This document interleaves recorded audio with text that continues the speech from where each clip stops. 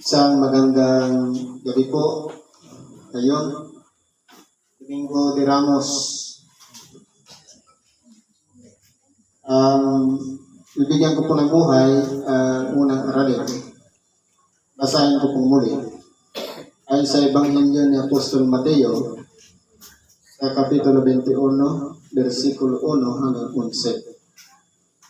At nang malapit na sila sa Jerusalem, at magsidating sa Betfage, sa bundok ng mga Olibo, ay nagsugo nga si Jesus ng dalawang alagad, na sinasabi sa kanila, magsiparoon kayo sa layong nasa tapat ninyo, at pagtakay masusumpungan ninyo ang isang nakatali na babaeng asno na may kasamang isang batang asno. Kalagin ninyo at dalhin ninyo sa akin. At kung sino man ay magsabi ng anuman sa inyo, ay sasabihin ninyo, kinakailangan sila ng Panginoon. At pagdakay, kaniyang ipadadala sila. Nangyari nga ito upang matupad ang sinita sa pamagitan ng propeta na nagsasabi, sabihin ninyo sa anak na babae ng Siyon, narito ang hari mo'y pumaparito sa iyo, na maamo at nakasakay sa isang asno at sa isang batang asno na anak ng babaeng asno. At nagsiparoon ang mga alagad at ginawang ayon sa pinag-utos ni Jesus sa kanila. At kanilang dinala ang babaeng asno at ang batang asno at inilagay nila sa ibabaw ng mga ito ang kanilang mga damit at dito siya'y sumakay. At inilatag sa daan ng kalakhang bahagi ng karamihan ng kanilang mga damit at ang mga iba'y nagsiputol ng mga sanga ng punong kahoy at inilatag sa daan. At ang mga karamihang nangasa unahan niya at ang mga nagsisunod ay nagsisigawan na nagsasabi, Husana sa anak ni David, mapalad ang pumaparito sa pangalan ng Panginoon, Husana sa kaitaasan.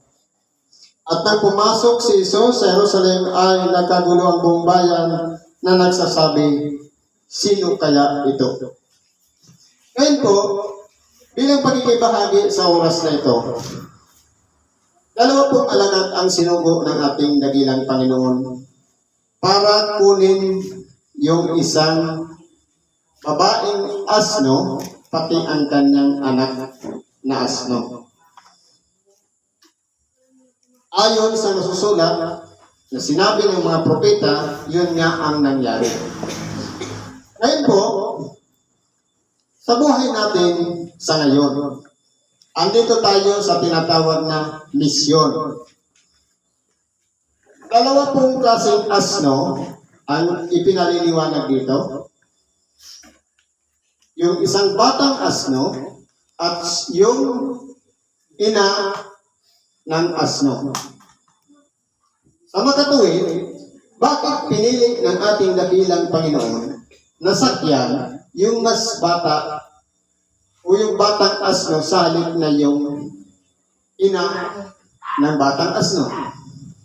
Sapagkat, kung mapapansin natin, tayo pong mga tao, kapag tayo po ay tumatagal na sa paglilingkod o sa serbisyo, minsan po may katigasan na ang ulo. Pero yung mga kabataan, sa oras ng disiplina, madali po siyang makasunod. Lalo na po sa oras ng Ebanghelyo.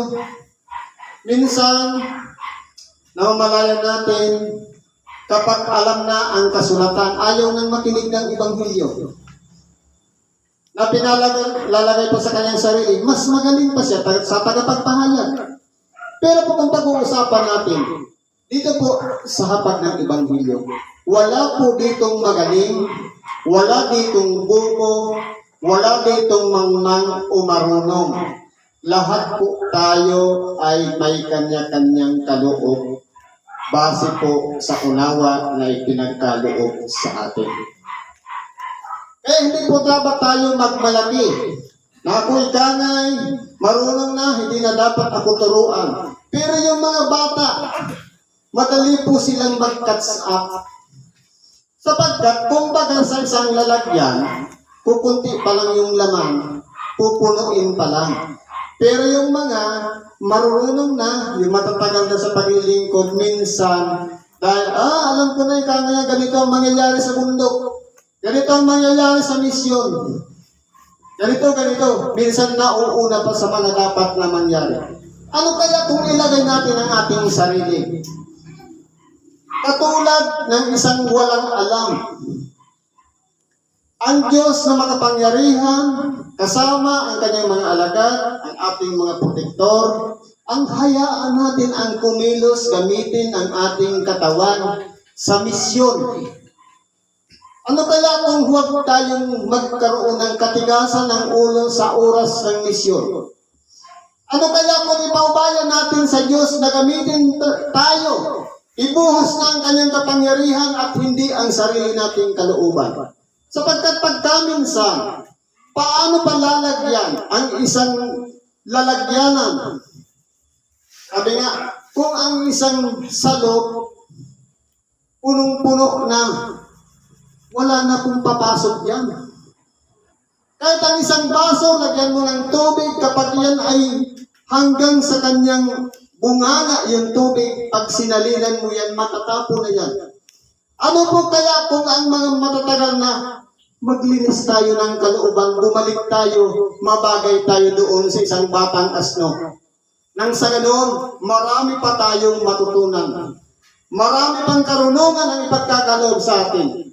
Sapagkat hindi po dapat tayo magsiasa sa sarili nating karunungan. Sapagkat ano ba naman tayo na isang taong makasalanan na dapat na magmalaki sa ating kapwa? Tanging Diyos lamang ang may kapangyarihan na siyang magbibigay sa atin, magpupuno at magkakaloob ng mga bagay na kakulangan ng ating pagkatao. Sapagkat kung pag-aaralan natin, bakit ang ating dakilang Panginoon hindi nagpili ng mga alagad na marurunong, mga eskribas, parisiyo, kundi pinili niya yung mga mangingisda na walang-wala, kumbaga bakante ang kanilang nalalaman, hindi pa sila nakakaunawa. Pero ano ginawa ng ating dakilang Panginoon sa mga marurunong? Ginamitan sila ng talinhaga. Pero yung kanyang mga alagad na isang mga mangingisda, mababa ang kalagayan, mas higit silang nakakaunawa doon sa mga talinhaga na ipinapahayag ng ating dakilang Panginoon. Kaya po ang babaeng asno na bata, talinhaga po yan.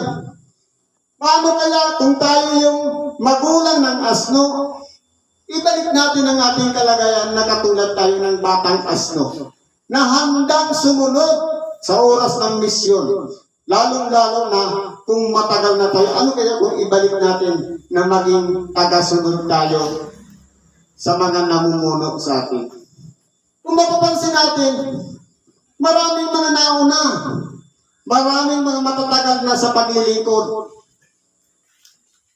Ang pamumuno ng misyon natin ngayon, ipinagkaloob katulad ng isang anak ng babaeng asno para mamuno, sapagkat nakita siguro ni Brad Nick ang kakayahan ni Brad Jan para pangunahan, pamahalaan ang ating misyon ngayong mahal na araw. Kaya po, kung tayo po ay susunod sa batang asno na siyang pinagkalooban mamahala, tayo po'y nakasunod sa kalooban ng Diyos. Kung ang sarili nating kalooban ang nasusunod, marahil magre-reklamo tayo. Sasabihin natin, bakit siya? Bakit hindi siya na lang? Sapagkat itong karunungan ito, dito sa ating utak, hindi dapat yan umiiral, kundi ano ang kalooban ng Diyos. Diyos po ang sinusunod natin dito. Hindi po ang katagalan ng serbisyo, hindi ang haba ng paglilingkod, kundi ginagamit talaga ng ating dakilang Panginoon yung mga batang asno para sakyan niya, para siyang manguna, mamahala sa ating misyon. Salamat at pagpalain tayo ng Diyos.